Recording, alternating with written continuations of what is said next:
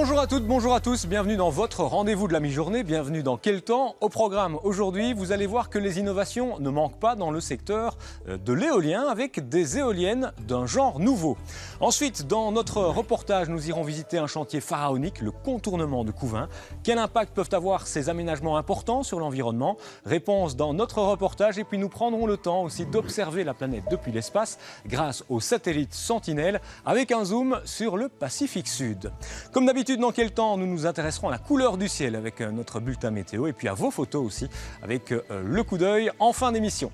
Mais regardez à présent ces éoliennes développées par l'université de Stanford. Elles pourraient être déployées dans les années à venir. Ces éoliennes nouvelle génération peuvent fournir 10 fois plus d'énergie que des turbines classiques, tout en étant moins chères, moins bruyantes et moins visibles que des éoliennes conventionnelles.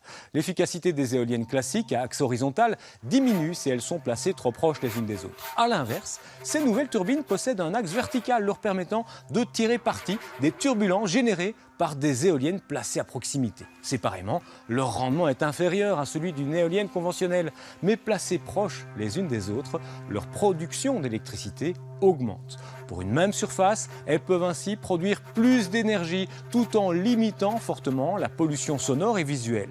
Autre avantage, elle peut capter des vents plus faibles, ce qui lui permet d'être plus fréquemment exploitée. Elle demande moins d'espace qu'une éolienne horizontale, elle s'adapte donc mieux aux bâtiments. Elle peut fonctionner aussi quel que soit le sens du vent.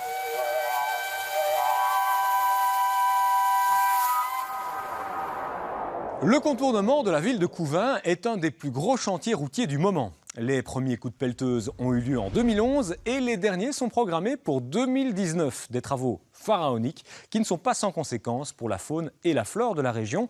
Heureusement, des compensations sont prévues. Lesquelles, à quels endroits, pour quelles espèces ? Des réponses tout de suite avec ce reportage réalisé par Muriel de Carpentry et Guillaume Dujardin.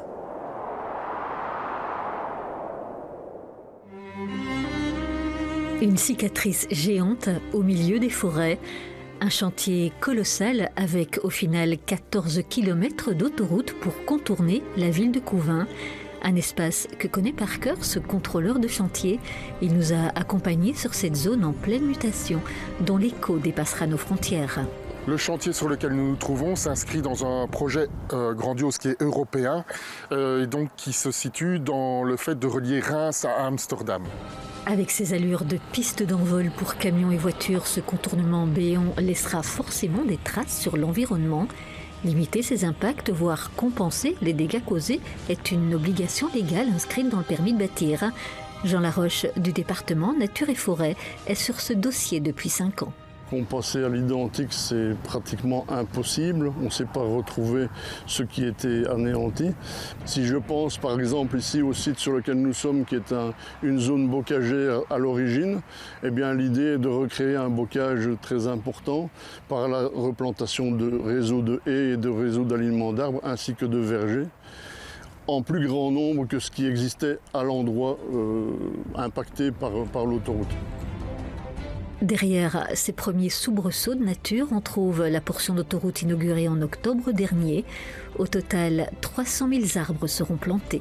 Au niveau des vergers, la plantation d'arbres à haute tige, de vieilles variétés de pommes et de prunes par exemple, pour accueillir dans le futur des oiseaux qui vont pouvoir nicher dans les vieux arbres.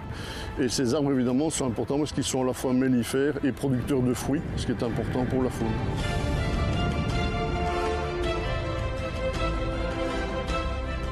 Devant ce futur verger, un des 5 bassins d'orage du site a été creusé. En créant des excavations et en construisant, on modifie les réseaux naturels d'eau et donc de ce fait-là, il faut pouvoir les recollecter de manière à recentraliser et à gérer cette eau qui va être amenée de divers endroits du chantier. Au-dessus de nos têtes, des convois très spéciaux. Sous le trafic, une drôle de porte qui donne sur un tunnel. Eh bien, l'autoroute, effectivement, gêne un peu la traversée, le passage de la faune, le libre déplacement de la faune. Et donc, on a installé des écoducs, des passages pour la petite faune ici, notamment pour le passage de hérissons, blaireaux, mustélidés, renards, mais également des chauves-souris qui vont pouvoir s'y abriter pendant la période hivernale et estivale. Donc les clôtures ont deux objectifs, éviter la traversée de l'autoroute par la faune, mais également une guidance vers l'écoduc. Parmi les 36 ouvrages d'art érigés sur le chantier d'ici 2019, 14 passages à faune seront construits, mais aussi 2 passages à gibier. En voici un. Benoît Manet nous rejoint. Déterminer sa forme et son emplacement a nécessité toute son expertise. Il faut un peu se mettre dans la peau des animaux qui vivent ici dans l'environnement, sachant que l'autoroute va constituer une fragmentation de leur habitat, une division majeure. Ici, on est en position d'une population de cerfs qui est en augmentation. Alors, le passage se présente sous forme de diabolo, c'est-à-dire une forme en double entonnoir, qui permet aux animaux de s'aventurer plus facilement vers l'intérieur du passage pour arriver de l'autre côté. Adoucir autant que possible la fragmentation des habitats, une gageure qui se vérifiera avec le temps, même si, par endroits, la nature semble déjà reprendre ses droits.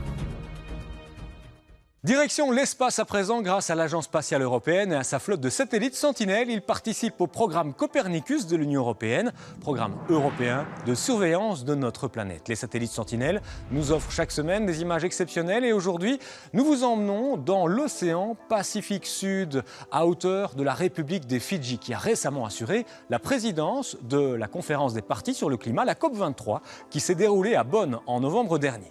L'image capturée par le satellite Sentinelle 2B nous emmène sur la partie occidentale de la plus grande île des Fidji, Viti Levu.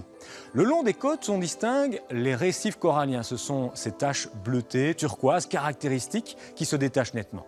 Le centre de l'île a été façonné par l'activité volcanique et les tremblements de terre. Il est dominé par les forêts et une chaîne de montagnes. Le plus haut sommet, le mont Tomanivi, atteint 1324 mètres. Ces montagnes forment une barrière naturelle pour les nuages et la pluie. La zone à l'est de la chaîne de montagnes reçoit donc de fortes pluies. La verdure, vous le voyez, y est abondante. En effet, toute la côte orientale connaît un climat particulièrement humide car elle est exposée au vent dominant, les alizés. En revanche, le côté ouest, protégé des précipitations par les montagnes, est beaucoup plus sec et ensoleillé. Et c'est sur cette côte que se situent la plupart des champs de canne à sucre, ressource essentielle de l'économie fidjienne.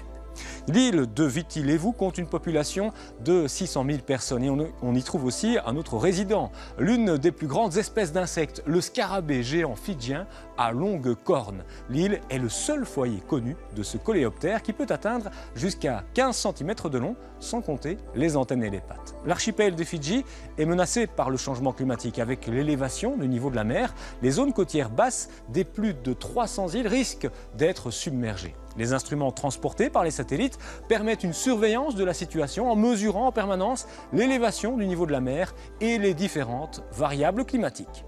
Tout de suite, analysons les variables météo avec notre bulletin.